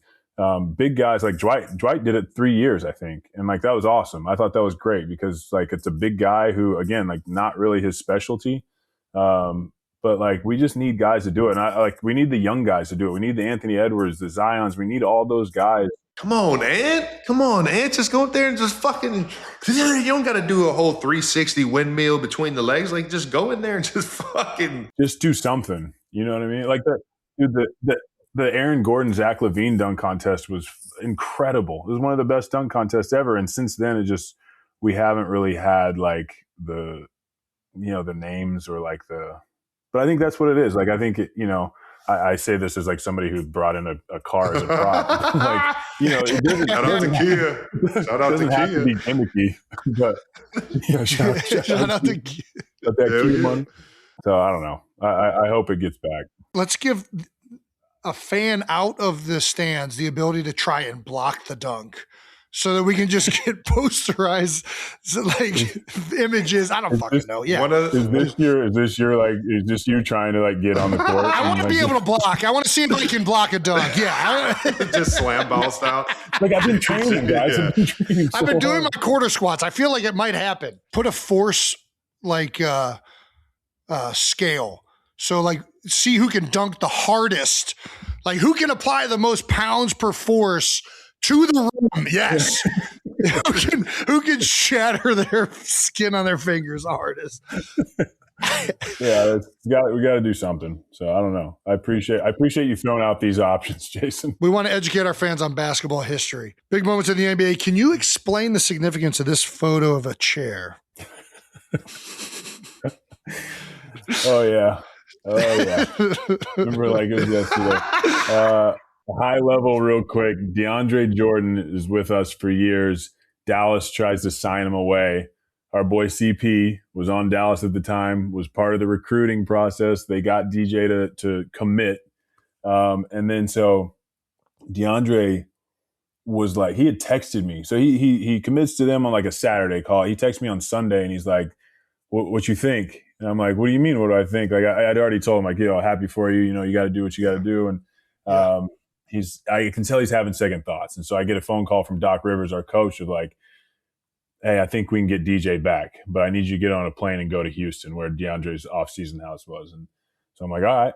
So I'm texting DeAndre, I'm like, hey, I'm coming in, go to his house, spend like that night, staying with him, making sure that like Mark Cuban can't come back in and convince him to sign. And everybody comes in the next day, Doc Rivers, JJ Redick, Chris Paul, and myself, and we're all in his house and we're like, convincing him like, hey, like this is the play. We want you here. Like we can do it. And he's like, all right, I'm in. And you can't sign the contract to make it official until like midnight that night. Okay. Or 11 p.m. because we were at Central Time. And so we're just sitting in his house and NBA Twitter is going nuts. Just nuts. They're like, there's all the rumors flying around, like what's happening, what's going on. People were saying that we held him hostage. So I'm like, all right, well, if we're gonna be stuck here, I'm gonna start fucking with people. So he'll put the chair under the door, take a picture, send it out, and like it was the most nuts day on NBA Twitter. That's amazing, dude. Nobody wanted Lob City to break up, man. You guys were so fucking electric. And I've heard through multiple sources. I mean, Joe Dumars was just hyping DeAndre up not too long ago, talking about the type of teammate he is and how he's one of the most veteran like leaders. And it's not just in front of the cameras. It's like he's just one of the best guys to have on your roster because of who he is. And I already know you guys had fucking unbelievable time, but can you speak a little bit upon like what is it that DeAndre really brought to the team in terms of that energy? Dude, he's like, you see him now as like a vet, and like it's easier for vets to do that, but he was that for us when he was, second, third, fourth year in the league. Like he's like a connector of people. And not to mention he was just an absolute freak athlete. Like I watch him like physically punk a lot of centers and just like also never gets hurt. Like just like he's a monster, but like off the court, he's just one of those people that brings people together. You know what I mean? He keeps everything light. He knows he has incredible like empathy and EQ. Like his emotional awareness is like off the charts. Where like he sees somebody like not maybe having their best day or best game, and he'll go put his arm around them because he's built that relationship with each guy on the team. So I saw the Joe Dumars quote, and it's so true. I mean, he's like, and now at this point of his career, he's just pouring back into other guys and being a mentor. But he was such an important piece for us, even when he was younger, and in the prime of his career, just the type of person he is. Love hearing that. You guys were unstoppable on the court, but I definitely was throwing fucking lobs left and right on 2K. God, fucking epic. There you go. Yeah, it was good. We had a good run. Didn't quite reach the mountaintop, but that'll always haunt me. So thanks for bringing that up, guys. No. It's all positive here, man. It's all positive. Wait, but hold on. What is the football equivalent of? Is it just like trucking somebody like for a touchdown? There's a few. So getting mossed is probably the closest equivalent, which is like the receiver jumping up over a DB to catch it, right? Another version on the defensive side, is just absolutely lighting a motherfucker up. I think that's just you don't want to get caught, especially if you see him coming. That's supposed to. Yeah, it's one thing if you don't see it coming. How tough is that in film? How tough is that in film? Like the next it's. I mean, for me, if I get lit up, it's like, it's part of the gig, especially if it happens to where I don't see it. Right. It happened in my first game, honestly. I talk about it all the time. Bernard Pollard was like fucking back there, like he was a veteran at that point. So he was playing for Tennessee, and he was like trying to like fake whether he was in cover 4, cover 3, playing the middle field. And he kind of just like at the last second came like snuck down into the box. And the last time I looked at him, I was like, all right, cool, he's back. And when I caught the ball, I tried to catch it and like use my momentum to like get upfield. And he fucking rocked me to the point where like, it's like, what the fuck is going on? What the fuck is going on? Oh shit, I don't have the ball anymore. And like, I just grab on to like the closest person to me to try and save them from getting to the ball. Yeah. And I watched that over like 10 times, crying, laughing, like, God damn, that's a fucking welcome to the NFL moment if I've ever fucking seen for one. sure. You definitely have to like you can't get salty about like getting dunked on or you gotta like embrace it. You can't be deleting your Twitter. You just gotta run with it, right? You just gotta go embrace it. We had shout out to Perk. The worst is when you have just an awful play, but it's like a huge play that they're just going to replay forever. Like Landon Dickerson's first ever play in the NFL. Landon's an unbelievable guard. He comes in at right guard. He hadn't played it. It was his first play in the NFL. Halfway through the year because his knee was all fucked up from college. Eric Armstead just Mountain Dean, like bull rushes him and throws him on his back. And it was like one of the biggest plays of the year. And so now, like for the last 4 years, you're just every time they install that concept, they go into that play, and Landon's just like, oh shit. Yeah, that's so tough. Like it's an iconic play that just won't go away your whole career. Yeah. So, God damn it, this one again. Mine is every single time we play the Chargers, I get everybody hitting me up on social media about when Derwin James suplexed me at the goal line. He literally, it was like a dead. It was a posterization. It was a dead play. It was like Pat's like fucking scrambling back and forth. Did he have this fucking dialed up, Brandon? You sick son of a bitch! Look, he got to this very quickly. I had already ran like 3 different routes. Oh no! Oh fuck! Even worse, the ball as soon as I hit the ground fucking shoots up like a goddamn firecracker, and I'm just like, God damn it! Nobody likes to talk about how I made 2 guys miss on that play. Let alone Derwin's just fucking strong guy, man. Strong guy. He's strong. He's a strong guy. I don't know. There's a moment where you're on top of his shoulders, and I'm just like, fuck. Oh no. Yeah. We'll see what happens. Looking down, I'm just like, just hold on to it. Yeah. Just trying to survey your options and you have none. Can I lean on somebody else? Can I throw? Who's open? Is anybody open? Yeah. But like those type of plays always happen in such slow motion. You already know. In real life. 100%. And you're just like, it just replays in your mind over and over and over again. The worst. All right, we're here to we got to ask. You do not have to answer. We are going to ask. Who has the better squirrel tweet, Blake or Travis? Blake, you got a squirrel tweet? Oh, yeah. I didn't know this either, but I'm looking forward to it. So obviously everyone knows on our show, Blake, I'm not sure if you're aware, this is Travis's squirrel tweet. I just gave a squirrel a piece of bread and it straight smashed all of it. I had no idea they ate bread like that. The best part is the hashtag crazy. It's so good. By the way, that's like old Twitter was like, that's what it was. It was just people just saying stuff like that. Guys, you won't believe what just happened. This was when Twitter was better. Let's just all agree on that. We need to get back to this. Just so everyone knows, the 12,000 retweets and 300 comments were like 30 years after this. Like that got absolute no traction when I posted that. I was like going back to my phone, like looking at it like, still nobody. All right. Nobody wanted to hit me back. Like, that's crazy, dude. No. All right. Here's Blake's tweet. accidentally hit a squirrel yesterday in my car. Feel so guilty I could barely sleep. Casey.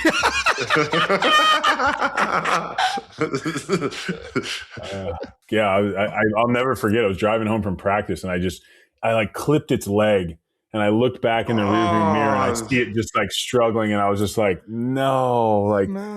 I felt so bad. And then, I don't know, for some reason, by the way, that was Twitter at the time. I was like, I guess I'll tweet about this. It's the best, man. I wish I had put haha crazy, though. Always got to end it with a little hashtag, man. What's a good hashtag for this? Crazy. I would have loved to see like you workshopping which other ones you didn't use. Dude, not a big vocabulary. That's nuts, LOL. That's nuts. That's amazing. We got to ask you some rapid fire standard NBA podcast questions. What's your favorite Kobe story? Oh man. That I witnessed myself. Sure. Yeah. Sure. Yeah. Or one that you heard of. Either one's fine. Well, I'll give you like one that I like really shows you how much of like just a competitor he is. We're training camp for 2012 Olympics. We're in Vegas doing workouts. And at the time, like I'd been fortunate enough to make the team, and I was kind of like one of the younger guys. And so they would always have other younger guys come in and scrimmage us. And so like Paul George was on the younger team, and Aaron Gordon and Kyrie. Kyrie was and nasty. so we're scrimmaging like day one, and I'm like, man, like these guys are like they're kind of frying Kobe. And I didn't of course I didn't say anything. I was just kind of like taking note of it. And then day two, kind of same thing. I'm like, he does not look good. I'm like, is this in my mind? I'm like, am I seeing the end of like Kobe Bryant? Like, can he not do it anymore? So day three, I'm down in the weight room at the hotel before we go over on the buses for practice. I'm working out, and I see Kobe and his trainer or two of his trainers and a security guard walking like kind of through like the gym, like going, and they're covered in sweat. I'm like, man, he must have just got it. And I asked one of his trainers, I'm like, what'd you guys do? You just work out? And he goes, I'm like, what's up? And he goes, Kobe's got us doing these like 60-mile bike rides at like 2 a.m. And so I realized that he didn't care about the practice at all. I mean, he practiced hard, but he was waking his trainers up, and they would go for a 60-mile bike ride at 2 a.m. in Vegas. This is the only time he could do it because it's Vegas in the summer. And then he would come in, he would go to the weight room, he would work out, he would go eat breakfast, and then he would come to practice. And I was like, oh, that's why he doesn't look That's good. why, okay. And, That's why he looks a little slower today. Everybody else is like in the club, and Kobe's like working out. But like that to me is like just like the guy it's an absolute basketball sicko in the best way. Yeah. You know what I mean? Like did things to like he would do workouts to just gain like a mental edge. Feel more confident about what he's doing. Yeah, that's crazy. I don't know. I just love that because like, man, he was awesome. He was. R.I.P., man. Now that he's won a playoff game with his son, and we do hate asking this question because it's stupid. But we have to ask it. Got to ask. Who's the GOAT, LeBron or MJ? Oh man, I mean that was a pretty cool moment. I'm such an MJ guy. Like we all get judged as athletes. We get judged on winning, and to me, like there's no basketball player that has won in a better fashion, in a more dominant fashion than Michael Jordan. It's hard to argue. Like 6 times to the finals, 6-0, never went to a game 7, finals MVP every year, like highest points per game average in the playoffs. Like he has all these things that like, I'm just like, in terms of like a career, like he won the best. And that's how we get judged. Now, LeBron has had like the best career from top to bottom. He's still doing it. But like, you know, I think you go with the way guys win. So I have Jordan 1, I have LeBron 2, but it's like, I think the problem with this debate is like people think that you're saying that one guy sucks because you're putting the other guy at 1. It's like, no, they're both the best of all time. But you know, that's if I have to rank it, that's how I rank those things. Who's your all-time starting 5? Ooh, I can't wait to hear this one. Oh man, okay. Let's go. Dude, I'm gonna put Steph at one, the point guard. Yeah, that makes sense. Get him out on the court. He needs to be out there. Yeah. Put that ball in his hands. Let him do what he does. So I'm gonna go MJ at 2, LeBron at the 3, Tim Duncan at the 4. Tim Duncan. Tim Duncan is my favorite power forward of all. I mean, he's the best power forward of all time. The technician. God damn it. The bank is always open. Did you ever fucking hit a bank shot from like 20 feet out? Because that was like his patent move. I'll tell you what, I tried. He made it look like it was easier. Like you had a better percentage if you went bank from anywhere on that angle. Yeah. Big fundamental. That's going to be my 4. And then I'm going to go Shaq, just the most dominant player of all time at the 4. Shaquille at the 5. O'Neal. I mean, yeah, you can't argue with that shit. What's crazy is like I just had to like leave Kobe off the list. That is crazy. If you're not doing it by like, okay, I need a point guard and all this, like I would just go Kobe, MJ, LeBron, and then I would go Tim Duncan, So, but I'm just, I like to mix it up. Yeah. All right. No, I hear you. Sorry, I'm not really rapid firing these. I'm giving a long, drawn out explanation of everything. We'll cut it up. It'll seem real fast. They'll be like, man, he was quick with that starting 5. You've done stand-up before. Is comedy something that you want to pursue more of? Do you want to full-time be in the club? Like, where are you at in your stand-up career? In the club? I want to be in the club every day. Yeah, I don't know. I love stand-up, man. It's like fascinating to me. It's like a really fun challenge. I just love comedy, man. I love it so much. And I'm working on a couple of things. I'm not really working on stand-up right now, but I kind of always have. I keep like a notes folder of jokes, so I'm like kind of always like writing jokes if like I think of something.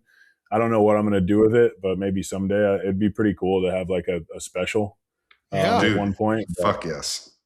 I don't know. We'll see. All right. So you've just kind of like tested the waters in the stand-up world. Yeah, I've done I went and hosted this show at this big comedy festival, I think for the first time. And then I've done stuff here and there. I did like a roast, a Comedy Central roast, which is all like really fun. But my thing about stand-up too is like, I don't want to go to like the Comedy Store and like ask for time. And then somebody gets bumped, like some guy who's like grinding, trying to make it. Like, it's sure. But I do love it. So I'm working on some projects right now that are like comedy based, and we'll see how those go. Give me your top 3 comics of all time. For me, Chappelle is like legendary, because it was just like my era. We were in high school like when Chappelle was like that Chappelle first show. episode. I will never forget going into the school the next day after Clayton Bigsby made its television debut. Oh my gosh, dude. If you like didn't watch the show like that Wednesday night, on Thursday, like you weren't involved in conversations at school. It's so true. I'm Rick James, bitch. Chappelle is like definitely my top 3. I have to go like Eddie Murphy. Ooh, 2. Okay, taking it back. Nice. The leather tracksuit or jumpsuit or whatever. Yeah. Delirious, Eddie Murphy, Delirious. Can't say that guy's canceled. Comedians they're walking a fine line usually. Yeah, for sure. You know, I love now. Probably you can't really put him in a top 3, but right now, like, dude, Shane Gillis is just everything he touches, man. He's probably one of my favorites, if not all time, dog. Every single time I see that dude on screen, I am fucking dying laughing. Yeah, dude, and it does like it could be like just him, a podcast clip of him just talking. Like he just always has something. Yeah, it's really incredible. So I hope he keeps going on that trajectory. So I'll go with those 3. I'll probably get some flack for Shane being in the top 3 at this point of his career, but he's on his way. 100%. Especially with tires. All right, let's get into our last question. We always ask everybody what was their welcome to their profession moment. So what was your welcome to NBA moment for you? Oh, man. I'd say the first time I played against Kobe, I'm like so hyped up, and before the jump ball, he's like, "Hey, what's up, young fella? Like, congratulations." Blah, blah. I'm like, man, are me and Kobe boys? I think we're going to be best friends. I knew he knew who I was. I mean, we might. There's a chance we hang out after this. And I'm setting like, this is like maybe second quarter. I'm setting like this pin down screen, and so for my teammate, and he's guarding him. Kobe's guarding him, and he's coming off, and like Kobe's just like we talked. He's just a competitor, and he comes off that screen so hard and just catches me in the stomach harder than I've ever been hit in the stomach in my life. And I'm just like doubled over and just like rethink. I'm like, you know what? Maybe we're not friends. We're not boys. He was a lot nicer before than he is now. But it was like a good reminder of like, it was like kind of like that welcome to the NBA was like, no, you can say hello before the game, but that jump ball happens. Like it's all fucking war. Hell yeah, man. And he was like he was like maybe one of the last great guys who like, it was like cool before the game, cool after the game, during the game, fuck you, you're the enemy. You know what I mean? I love that. I just think it's great because it's no hard feelings. It's like we're competing. Ultimate competitor, man. And you definitely had that too, brother Blake. Thank you so much for the story, dog. Thank you for the time. One of my all-time favorites on the court, dog. And honestly, ever since we got to hang, dog, just the fucking best, man. It's always fucking laughs through the fucking roof. And can't wait to see how the rest of the Amazon stuff goes for you these playoffs. We'll be watching, brother. I appreciate it, guys. Thanks for having me, man. Thank you to Blake Griffin. That conversation was once again brought to you by Reese's. So or as Travis and I call it, Reese's. He is the best. I mean, fucking hilarious. It's fun going down memory lane with the big guy, man. Smart as hell, also funny as fuck, can chop it up, can be a goofball. He is jack of all trades, man. Was an incredible player, but he is made for doing TV and entertainment. I forgot to ask him about why is he so good at commercials? I forgot to fucking ask him, man. He is literally one of the best. He's the best. Like athletes into endorsements, commercials wise. Bro, god damn it. Oh, well, I'll have to ask him in person next time I see him. He's got the it factor. Nobody's saying he's overexposed. Nobody was yelling at him for going to the Masters. Nobody's yelling. He's just got it. He's just got these Kelseys off my fucking screen. God damn it. All righty, that wraps up another episode of New Heights. Thank you to Blake Griffin. Also, there are still tickets available for our New Heights live show in LA on June 15th. Let's go, Check out the link in the description. Let's go. Make sure you subscribe to the New Heights channel on YouTube or wherever you get your podcasts. Once again, New Heights, a Wonder show brought to you by Xfinity. Follow the show on all social media at New Heights Show with 1S for fun clips throughout the week. We're going to have a bunch with our guy, Blake. Thank you to New Heights production team. Thank you to the 92%ers for tuning in. We'll see you guys next week, baby. Peace.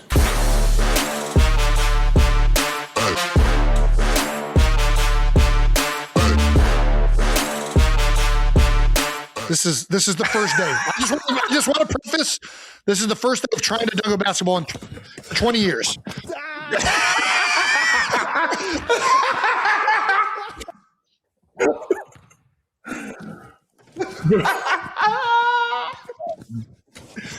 I'm going to tear my ACL trying to do this anymore. All right. That's good enough. That's it for today. That's it for today. Oh. No Full disclosure, that's a 9-foot rim. That's a 9-foot rim. I was about to say, no way. That's okay, this was pre-quarter squat. I'm telling you, if I show you some later clips, I think it did get better. I'll vouch. It did get better after this. Yes, I told him, I was like, bro, you're like gathering steps. You look like a fucking idiot. You look like an offensive lineman. Exactly. We got to get your technique down. Go watch some Blake Griffin highlights. Watch how he gathers. It's all about the approach and the last two steps, and then there we go. Got to work on those hands too. Maybe we can space them out. You got spacers, Jason? I was spraying Tough Skin, the stuff they put on your ankles before they tape them. I will say this: Jason's only working with 4 fucking fingers. He fucking snapped the tendon. One of them's not great. That's not. Yeah, that doesn't help. God, that was fucking hilarious, dude. I hadn't seen that first clip in a minute. We got some work to do, but we'll get you there.